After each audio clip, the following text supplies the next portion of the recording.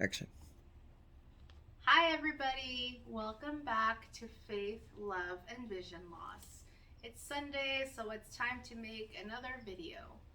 I want to thank all of you who have been keeping up with my videos so far. The video that I made last week was really hard for me to make. It was a very emotional experience, but at the same time, it was very healing, and I felt that I finally got some of my story out about everything that I've been feeling in regard to my mom and my vision loss. I know that I kind of left the story off with the passing of my mom. I didn't really get into exactly what happened with my vision loss right after that. So, just to give you a little background, last week I posted a video about the journey that I started when my mom started staying in the nursing home in June of 2019. And after that, everything just kind of coincided with my vision loss and with everything that happened to her. And so it was really hard. It was a really hard time. It's not easy losing a loved one. It's even harder when it's one of your parents. And when you add vision loss to that combination, it's just not the best of situations for anyone to deal with. But I feel that I've been doing better than anyone would have expected me to. Anyone who's known me for a long time that knows about my past and the way that I used to deal with situations knows that the old Wendy would not have handled it well at all. But the new Wendy, this Wendy, one whose eyes of faith have been opened, is a very different person. I have God to thank for everything first and foremost. Because of God and because of my faith, I have been able to persevere.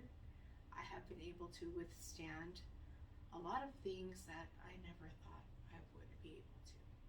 One of the things I always said when I was younger is I don't know what I would do if one of my parents were to pass away.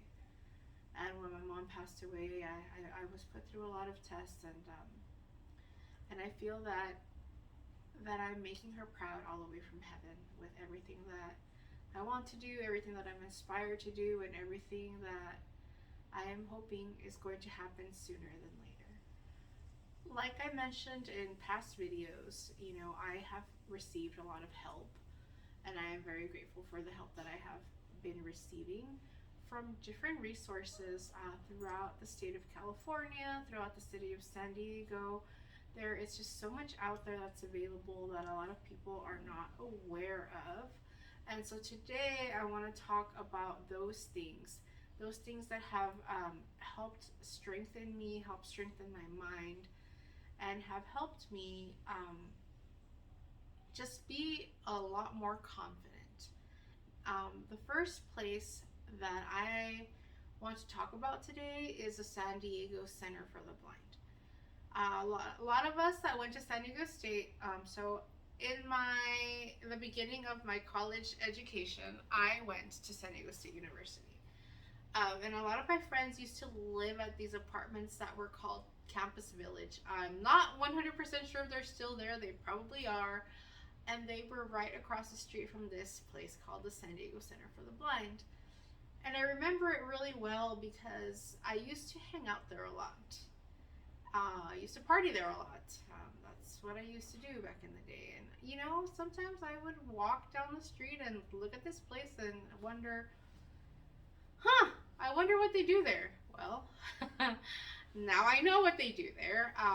They offer services to people who are visually impaired or blind, and they help us because I am now part of this community. I have to refer to it as us. It's not a separate thing for me. I am part of the blind and visually impaired community. Um, what they do is they offer services free of charge to help you gain a sense of independence and to help you gain confidence and just to teach you basic life skills to really just get you going. They offer orientation and mobility courses. They offer independent living skills. They offer typing. They offer braille. They offer technology courses. They offer assistive technology courses. Um, and they also provide you with many resources in addition that can help you just do so many other things with your life. The San Diego Center for the Blind has been a great help to me. I was referred there by a doctor. His name is Dr. Scaff. He is with the California Retina Associates. And also by my cousin Itza, who, as soon as my vision started going the wrong way, she stepped in and sent me lists of resources that would be helpful to me, and I'm very grateful to her that she did that, because it was a step in the right direction. And it's just amazing that she referred me there and the doctor referred me there. And I called and I called and I called, even though we were in the middle of a pandemic. I kept calling. I never stopped calling. And finally, one day, they returned my message. Or I think I left it correctly. I don't think I was leaving the message in the correct way, and I don't think they were receiving the ones that I was leaving at first. But they finally called me back. We had to do an intake, and then they qualified me for the center. Now, I mentioned that the center is free of charge. That doesn't mean that no one pays for this. It is a nonprofit organization. It is funded by a lot of people who have money, who give money to the center, funded by different, I believe they receive some grants from the government. And they are also funded for a great part by the Department of Rehabilitation, which I'm going to get into in a little bit. But what I've learned there so far, I took a typing class with this really nice lady named Linda. And what I discovered when I took this typing class is that I really do know my keyboard very well. And so she taught me how to mark my keys, like mark my home row, the shift key, the enter key, certain function keys, so that they made sense. And I am very happy to say that I have not lost my skills in typing. It takes me a little bit longer, but I am still able to type really well at a very decent pace. And so that makes me happy, because I didn't have to learn how to type all over again. So she would, dictate to me from books, and I would type them, and it was fun. And I really enjoyed taking that class. Like I mentioned in a past video, they also taught us like basic technology, how to navigate our phones, and how to, read our emails on our phones. They taught us about the Google Assistant. They taught us about the difference between Siri and the Google Assistant. And one thing they didn't talk to us about, and I'm going to mention it, is Androids. They don't focus a lot on Android phones. And as I've mentioned, I am an Android user. So just so you guys know, if you're visually impaired and you use a Samsung phone, there's a feature on that phone called Bixby. And Bixby is basically like Siri for Apple users, but her name is Bixby. And you give her commands, she turns things on, she turns things off. And one amazing thing that Bixby does that I was not able to do before I discovered Bixby was how to turn on TalkBack on an Android phone. It's a little trickier, because when you have an iPhone, you just say, Siri, turn on VoiceOver. VoiceOver is the iPhone version of TalkBack. And so now I just push the Bixby button and I say, Bixby, turn on TalkBack, and it turns TalkBack on for me, and it's great. And I can go on to Facebook and post new status updates, and I can go on Instagram and post pictures. I know some of you are wondering, well, Wendy, if you're visually impaired, how do you post pictures? Well, I still have some vision. I am legally blind. Everything that I see is blurry, but I can see some things. So when I'm scanning through my phone sometimes and I look at pictures and I recognize them, I get really excited and I repost them. And I know that a lot of you have noticed that I've been reposting a lot of old pictures. Well, right now that's all I have access to. There really are no new pictures for me to post because I haven't taken any. I haven't, gotten brave enough to use my camera and take pictures recently.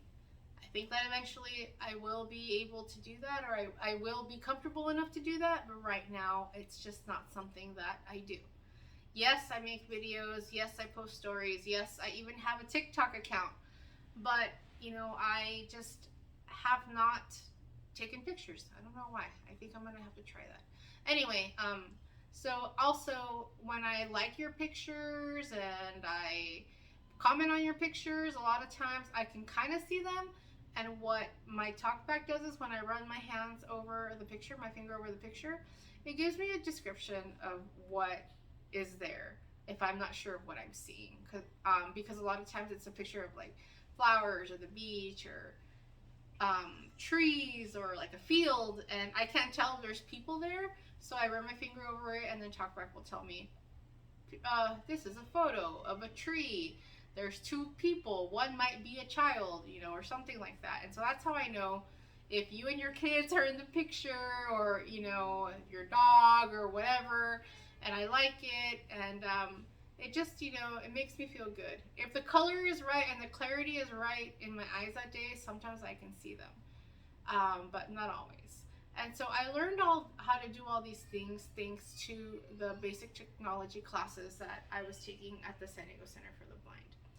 I did start an assistive technology class with them, but for me, for what I want to do and the pace that I want to learn at, I actually ended up transferring over to a different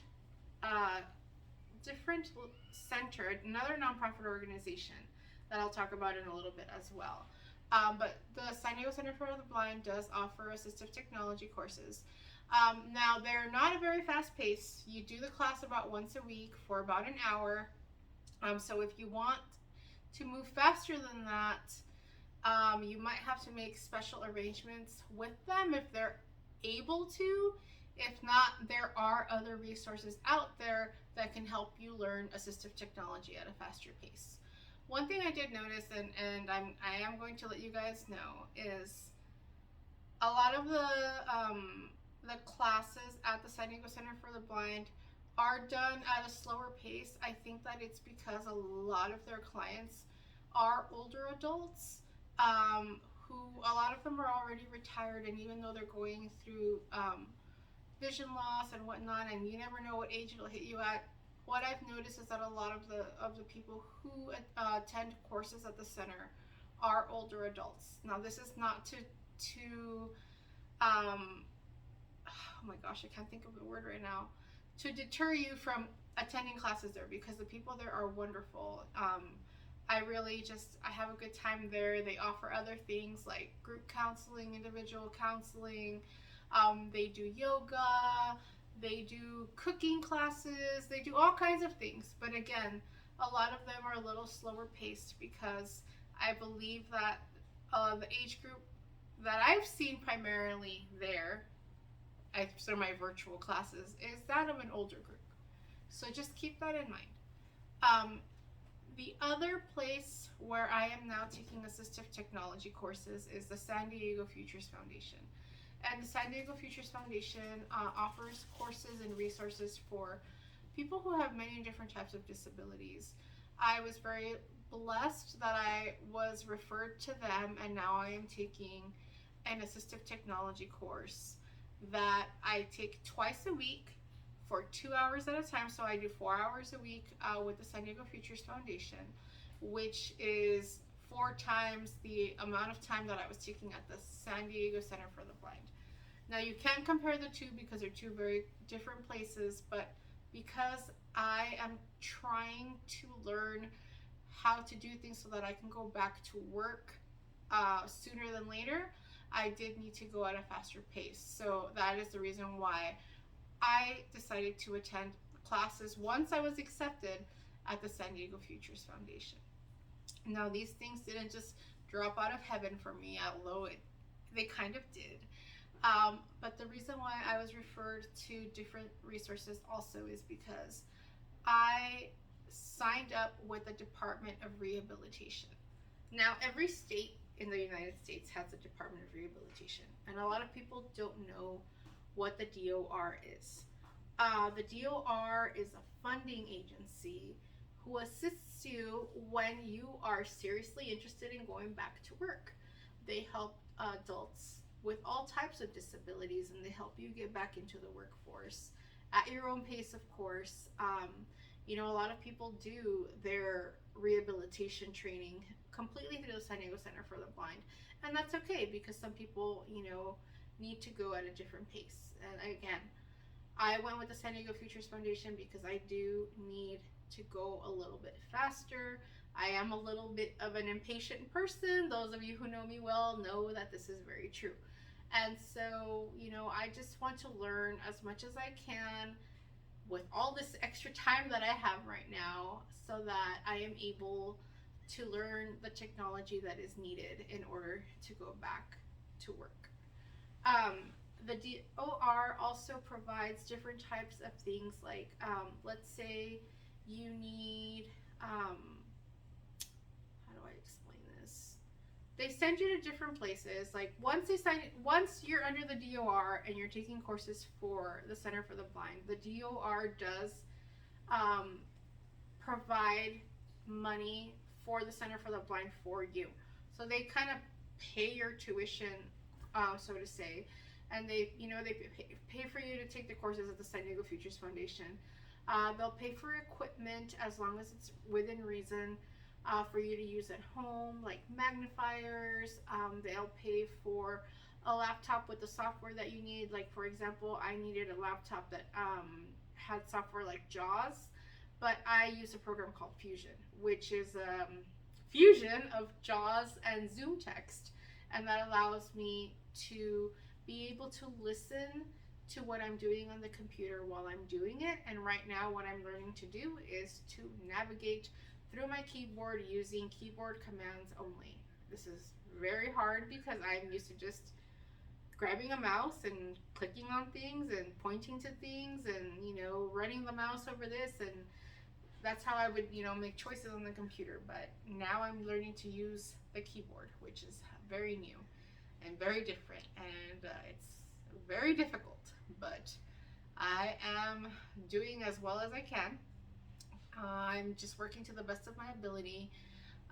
They also can provide things like CCTVs and other types of electronic devices that you might need in order to make your transition back into work a lot easier.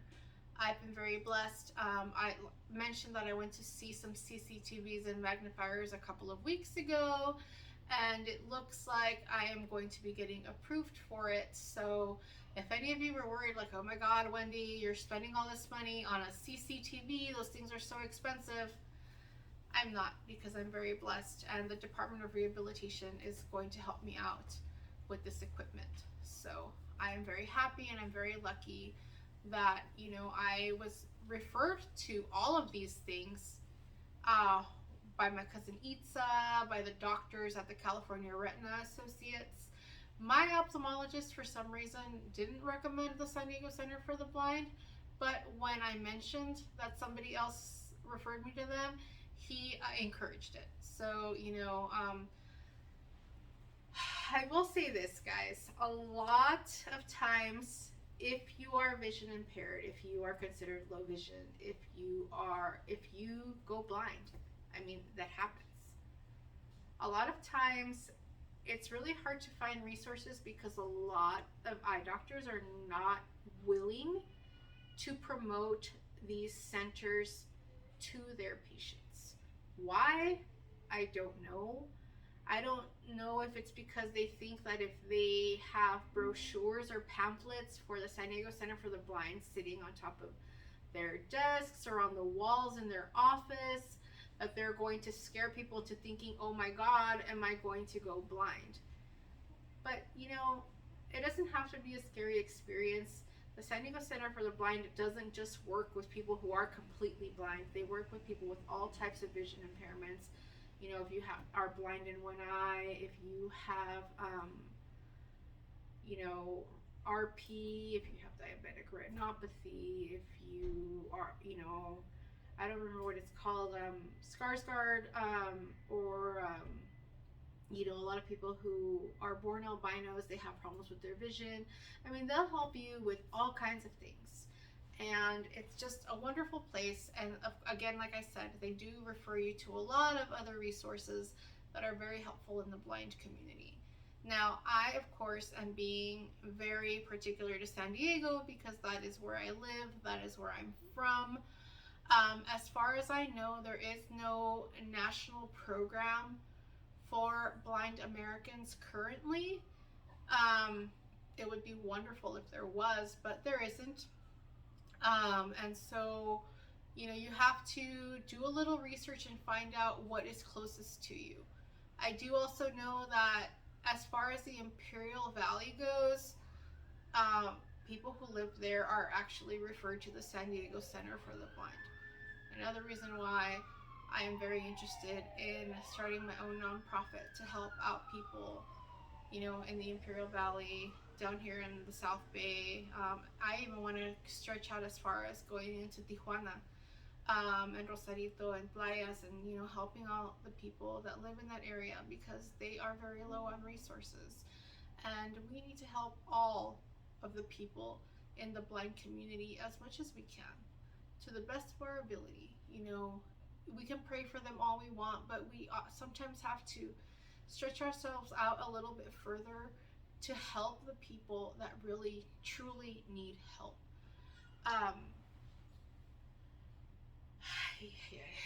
There's just so much that I want to cover today, and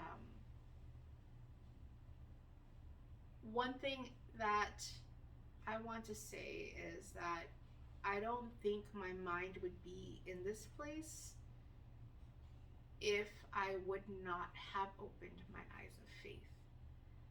And I'm gonna tell you guys, God has played such a huge role in my life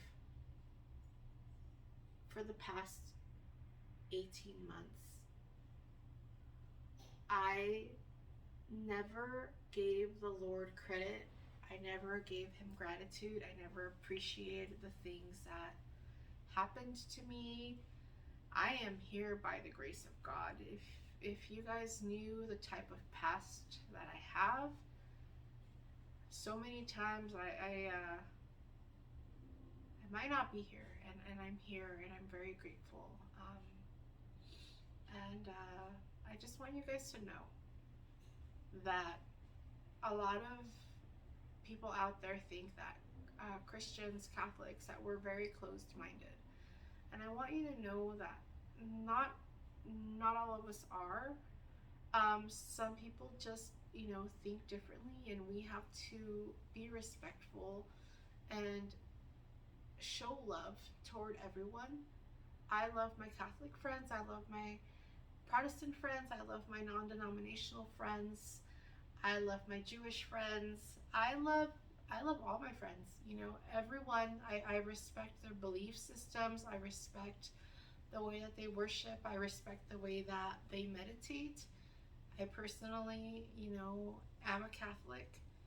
I do go to Mass on Sundays. Right now I've been doing it virtually. I haven't received the Eucharist in a really long time, but I plan to very soon. You know, I went through all my sacraments. The only sacrament that's left for me is getting married through the church, which is something that is going to happen very soon, God willing. And so, you know, I'm on this journey of love and of faith. And yeah, and of vision loss. And that's why I called my channel what I did, you know, faith, love, and vision loss. It's, it all ties in together for me, you know, and I'm going to tell you guys a story right now. I know this video is already kind of long, but this is really important. because some of you guys are like, yeah, whatever, Wendy. God doesn't exist. There's no such thing. I don't know if I've ever told you guys that before a year and a half ago, I never really opened up the Bible. Every once in a while, I would open it up, read something, laugh, and say, oh my God, that makes absolutely no sense. I don't even know what that means. And I would close it. And I never realized that when we went to Mass on Sundays, they were reading to us directly from the Bible. Don't ask me why. I just didn't put the two and two together. And so last year, when I was trying to figure out what I wanted to do in terms of my faith, I was like, should I stay with the Catholic Church? I've always been very critical of them. Or should I go non-denominational way? You know, because Joel Osteen's kind of cool, and he preaches a lot of really beautiful things. And so I decided to watch a virtual Mass that day. And I was like, okay, I'm going to do this. So this is my first time willingly watching Mass, like attending Mass, quote unquote, in a really, really long time. And I remember I was sitting there, you know, doing the prayers at the beginning, confessing, you know, doing the confession prayer, and listening to the readings. Okay, yeah, okay, fine. This, you know, church is church. And then it was time to listen to the gospel. And it was the Gospel of Mark. And it was the Gospel of Mark, and it was the scripture where Jesus turns the mud into clay and puts it over the blind man's eyes, and he is able to see after that. And mind you, I had just started going through my vision loss journey. I was about 4 months in. And I'm sitting here and I'm listening to this gospel about Jesus Christ healing a blind man and restoring his eyesight. And I know that a lot of you are probably thinking, well, that's just a coincidence. No, it wasn't. It was not a coincidence. Nothing in God's kingdom is a coincidence. God's timing is always perfect. And that timing for me was perfect, because at that moment, I knew where I belonged, and I knew that I was in the right place. I knew that I belonged in the Catholic Church. I do pray with my other friends, people that are of other Christian denominations. I pray with them because I think prayer is a beautiful thing, and we don't have enough prayer in the world. I watch Joel Osteen. He motivates me. To me, he's a motivational speaker. Uplifts me. But I also pray. I do my prayers. I pray the rosary. I pray the Divine Mercy. You know, I do random prayers with my, you know, I'll turn on YouTube and I'll just listen, and whatever prayers come up, I learn them by hearing. I don't read them. I don't look them up. I listen to them. I listen to them over and over again, and I memorize them, and I learn them, because that's what my heart is telling me to do. And I also have one more really quick story for you guys too. You know, like I said, I had never picked up a Bible, and I was sitting here one day, and a Bible verse popped into my head. Not the verse itself, but my brain said Philippians chapter 4, verses 6 and 7. And in my anxiety video, I told you guys what the verse said. It's about anxiety and giving your request to God. And I didn't know the Bible back then, and I still don't. I'm just starting to learn it. But again, God was talking to me and telling me to let go of my anxieties. Guys, Stuff like this happens all the time. These are what I call miracles. These are the little miracles of God that turn into great and wonderful things. And we have to pay attention to when God is talking to us. When something beautiful happens like that to you, and you're like, oh wow, what a coincidence. It's not a coincidence. God is trying to tell you something. You have to pay attention. You have to listen. Open up your heart. Listen to what He's trying to tell you. Because God's messages are always beautiful and they're always powerful, and they can guide you in the right direction instead of you trying to lead yourself astray over and over and over again. I'm telling you guys that God is amazing. Everyone says, oh, God is good, God is good. No, God is great. God is amazing. God can do anything for you. He has the power to do anything for you, as long as it's His will. You can't get mad when things don't go your way, because God has something better planned for you. You need to know this and you need to understand this. Don't get mad when things don't go your way, because they're not going to. They're not supposed to. You have to pay attention to the things that God tells you. And when you do this, your life will change. And everything that you've experienced, everything that you've gone through will make more sense. I hope that you guys continue to watch my videos. If you haven't subscribed yet, please subscribe to my channel. Subscribe to hear the messages. I want to help you guys. I want you guys to know how much I love you, how much I pray for you, and how much I want God to bless you. Thank you so much for watching my video today, and have a great week.